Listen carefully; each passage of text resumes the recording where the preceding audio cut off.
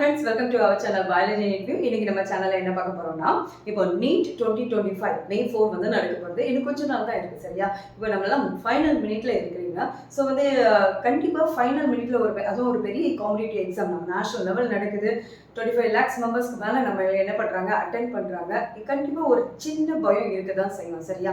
இப்போ பாருங்க நம்ம நார்மலா பப்ளிக் எக்ஸாம் எழுத போறோம் அப்படின்னு நினைச்சுக்கோங்க. அப்பவே வந்து எக்ஸாம் ஃபீவர் நம்மள வந்து தொத்திக்கும் சரியா? அப்போ NEET எக்ஸாம் நீங்க எழுத போறீங்கன்னா கண்டிப்பா ஏதோ ஒரு சின்ன இடத்துல நம்ம ஒரு சின்ன பயம் வந்து இருக்கும் ஓகேயா? ஸோ வந்து இதை அவாய்ட் பண்ணினா தான் நம்மளால பெஸ்டா சக்சீட் பண்ண முடியும். ஸோ வந்து ஒரு NEET எக்ஸாம் ஹால்குள்ள நீங்க என்ட்ரி பண்ணும்போது யாரெல்லாம் வெளியே எடுத்து வைக்கணும், யாரை உங்க கையோட எடுத்துட்டு போகணும், அதை பத்தி தான் நம்ம பார்க்க போறோம். கண்டிப்பா இதை ஃபாலோ பண்ணீங்கன்னா கண்டிப்பா இந்த ஷுவரா நம்ம சக்சஸ்ஃபுல்லா திரும்ப வரலாம் சரியா? இப்ப பாத்தீங்கன்னா திங்ஸ் டு பி அவாய்டட். இப்ப நார்மலா பென், பென்சில், பேப்பர் அது இதுன்னு எதுவுமே கொண்டு போக வேண்டாம், அதெல்லாம் உங்களுக்கு தெரியும். பட் நமக்குள்ள நம்மளை கண்ட்ரோல் பண்ணக்கூடிய ஒரு ஆளு ஓகேயா, இந்த ஆளை நம்ம வந்து கரெக்டா ஹேண்டில் பண்ணணும்னா ஈஸியா நம்ம என்ன பண்ணலாம், சக்சீட் பண்ணிக்கலாம் சரியா? அது யாரு அப்படின்னு பாத்தீங்கன்னா யாரெல்லாம் நீங்க அவாய்ட் பண்ணணும் அப்படின்னா ஃபர்ஸ்ட் உள்ளது என்னன்னா பாருங்க ஃபியர் ஓகேயா. ஃபர்ஸ்ட் பயம். நீங்க உள்ள என்ட்ரி ஆனதுல இருந்தே ஒவ்வொரு செக்கிங்கா நடந்துட்டு இருக்கோம் ஓகே. அந்த செக்கிங்ல நம்மளுக்கு ஏதாவது ஒரு சின்ன ஒரு இன்ஃபர்மேஷன் இப்படி ஐயோ இப்படி பண்ணிருக்கலாமா அப்படின்னு சொன்னா கூட நம்ம என்ன பண்ணுவோம், பயப்படுவோம். பயமே படாதீங்க, எல்லாமே வந்து ப்ராசஸ் எல்லாம் முடிஞ்சு பக்காவா வந்த பிறகு நீங்க எக்ஸாம் ஹால்குள்ள என்ட்ரி ஆகும்போது கிளியர் மைண்டடா இருங்க. யாருக்கெல்லாம் இந்த பயம் இருக்காது அப்படின்னு பாத்தீங்கன்னா யாரெல்லாம் நல்லா படிச்சு ஒரு நல்ல கான்ஃபிடென்ஸோட இருக்காங்களோ அவங்களுக்கு இந்த பயம் இருக்கவே செய்யாது. ஆக்சுவலா பயம் இருந்தா எல்லாமே அது கூடயே சேர்ந்து வந்துடும் சரியா? மேம் எந்திரிக்க சொன்னா பயம், அந்த கொஸ்டின் பேப்பரை வாங்குறதுக்குள்ளே கையெல்லாம் என்னது நம்மளுக்கு கிடுகிடுன்னு ஆடுறவங்களும் இருக்கிறாங்க. பயமே படாம போய் என்னது எக்ஸாம எழுத பாருங்க. நம்மளுக்கு வந்து எல்லாமே சக்சஸ்ஃபுல்லா தான் இருக்கும் அப்படின்னு ஒரு பாசிட்டிவ் மைண்டோட போங்க. பயம் நம்ம லைஃப்ல இருக்கவே கூடாது. எஸ்பெஷலி எக்ஸாம் ஹால்குள்ள நீங்க வந்து தைரியமா எல்லாத்தையும் என்ன பண்ணணும், ஃபேஸ் பண்ணணும் சரியா? தென் இந்த ஃபியர், இப்போ வந்து இந்த பயம் வந்து ஒன்ஸ் உள்ள வந்துட்டு நீங்க நினைச்சுக்கோங்களா, ஆட்டோமேட்டிக்கா இது எதை நம்மளுக்கு வந்து இன்டியூஸ் பண்ணும் அப்படின்னா நர்வஸ்னஸ், ஒரு பதட்டம் ஓகேயா. நீங்க வந்து ஈவன் ஒரு OMR ஷீட்ல நம்மளுக்கு நம்பர் எழுதுறதுக்குள்ளேயே நம்ம என்ன செய்துருவோம், நம்ம வந்து பயந்து இந்த கை காலில் கிடுன்னு ஆடி. ஸோ அதெல்லாம் இது எல்லாத்துக்குமே ரீசன் வந்து இந்த பயம் தான் ஓகேயா. ஸோ பயத்தை போக்கிட்டீங்கன்னா ஆட்டோமேட்டிக்கா இந்த நர்வஸ்னஸ் பதட்டம் அதெல்லாம் நம்மளுக்கு என்ன செய்யாது, இருக்காது. ஒரு அழகான ஒரு பழமொழி உண்டு, பதறிய காரியம் சிதறி போகும்னு சொல்லுவாங்க சரியா? ஸோ இதுக்கு காரணமே இந்த பயம் தான் ஓகேயா. ஸோ வந்து இந்த பயம் இல்லாம இருந்ததுன்னா நம்மளுக்குள்ள பதற்றமே என்ன செய்யாது, இருக்காது.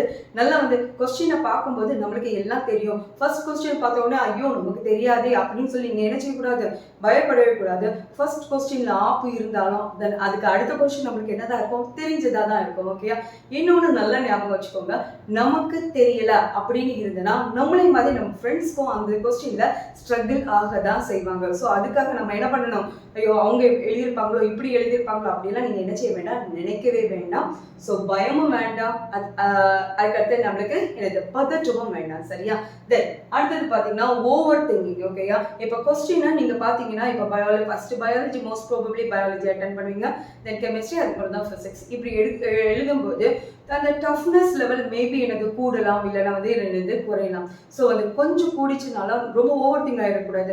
ஓகே நம்ம அப்பா என்ன பண்ணுவாங்களோ, நம்ம இவ்வளோ வருஷம் நம்ம இதுக்காக ஹார்ட் ஒர்க் பண்ணியிருக்கோம். ஸோ நீங்கள் இப்படி நினைக்கும் போது ஏதாவது ஒரு இடத்துல ஓவர் திங்க் பண்ணிட்டீங்கன்னா அதுக்கு அடுத்த லெவலில் நம்ம வந்து அந்த கொஸ்டினை ஃபேஸ் பண்ணுறதுக்கு நம்மளுக்கு என்னதான் இருக்கும், கஷ்டமாக இருக்கும் சரியா? ஸோ வந்து ஆக்சுவலாக இந்த நர்வஸ்னஸ் பதற்றமே நம்மளை வந்து சில நேரத்தில் ஓவர் திங்கிங் இப்படி நடந்துருமோ அப்படி நடந்துருமோ அப்படின்னா நம்மளை வந்து ஓவர் திங்கிங் பண்ண வைக்கும். ஸோ அந்த ஓவர் திங்கிங்கை என்ன பண்ணிடுங்க, அவாய்ட் பண்ணிடுங்க. கிளியர் மைண்டடா இருங்க.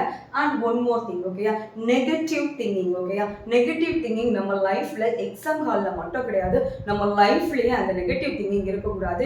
எந்த ஒரு சான்ஸ்னாலும் இன்னொரு சான்ஸ் நம்மளுக்கு கண்டிப்பா என்ன செய்யும் இருக்கும் ஓகேயா. ரொம்ப சிம்பிள் எக்ஸாம்பிள் தான், ஒரு MSc டிகிரி ஹோல்டர் ஓகேயா, அவங்க நார்மலா எடுத்துக்கிட்டீங்கன்னா நல்லா எல்லாருமே என்னது நல்லா படிச்சிருக்காங்க. இதுல அவங்களுக்கு திறமையை யூஸ் பண்ணி ஒரு பெரிய இன்ஸ்டிடியூஷன் ரன் பண்றவங்க இருக்காங்க.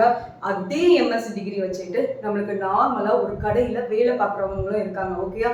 ஸோ சான்ஸை யூஸ் பண்றது நம்ம கையில தான் இருக்கு. இதை தவிர நம்ம வந்து அதை யோசிக்கிறது இதை யோசிக்கிறது எக்ஸாம் அல்ல எதுவுமே கிடையாது ஓகேயா.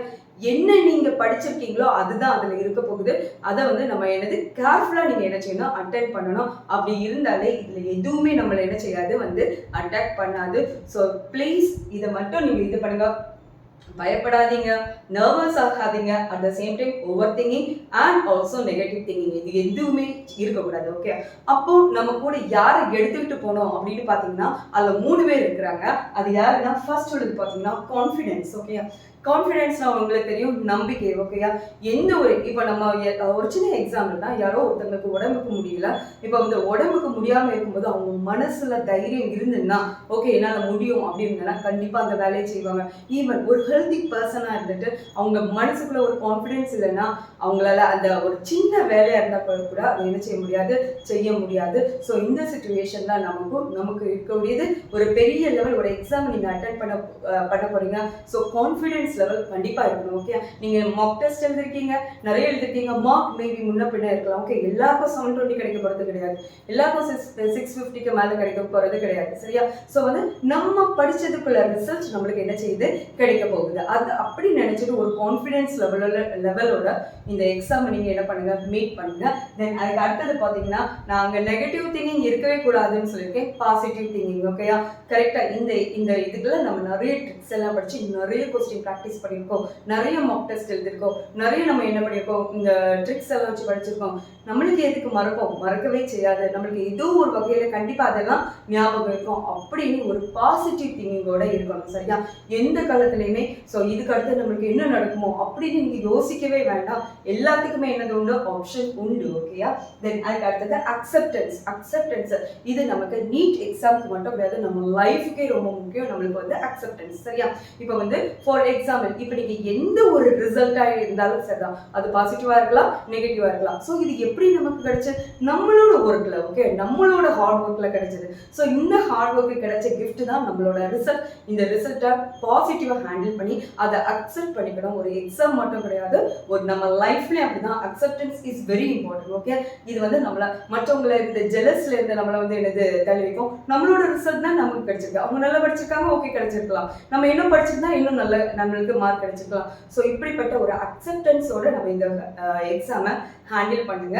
தென் லாஸ்ட் பார்த்தீங்கன்னா ஹாப்பி வித் யுவர் பர்ஃபார்மன்ஸ். ஓகேயா, happy with your performance, that one is nothing but நம்ம படிச்சதுக்குள்ள ரிசல்ட் தான் நம்ம கையில கிடைச்சிருக்கு. நல்லா படிச்சிருந்து நல்லா பண்ணியிருந்தோம்னா ஓகே நல்லவா. ஏதோ ஒரு இடத்துல மிஸ்டேக் பண்ணியிருந்தோம்னா இன்னும் கொஞ்சம் நம்ம என்ன பண்ணியிருக்கலாம், நம்ம வந்து மார்க் கிடைச்சிருக்கலாம். ஸோ நம்ம ஹார்ட் ஒர்க்குள்ள மார்க் தான் இது அப்படின்னு ஒரு ஹாப்பி அக்செப்டன்ஸோட நம்ம வந்து நீட் எக்ஸாமை நம்ம வந்து ஃபேஸ் பண்ணுவோம். கண்டிப்பாக பாசிட்டிவாக இருங்க, நெகட்டிவாக இருந்து என்ன செய்யக்கூடாது, இருக்கவே கூடாது. கான்ஃபிடென்ஸ் அதுதான் நம்மளுக்கு வந்து மெயின். ஓகேயா, கண்டிப்பாக இந்த இன்ஃபர்மேஷன்ஸ் ஓகேயா, இந்த ஒரு இதெல்லாம் உங்களுக்கு யூஸ்ஃபுல்லாக இருந்துச்சு அப்படின்னு இருந்ததுன்னா உங்கள் ஃப்ரெண்ட்ஸ்க்கும் ஷேர் பண்ணுங்க, மறக்காம சப்ஸ்கிரைப் பண்ணுங்க. நாளைக்கு இன்னொரு வீடியோவில் மீட் பண்ணலாம். Until then, bye from Dr. D. Usha Arasu. Thank you.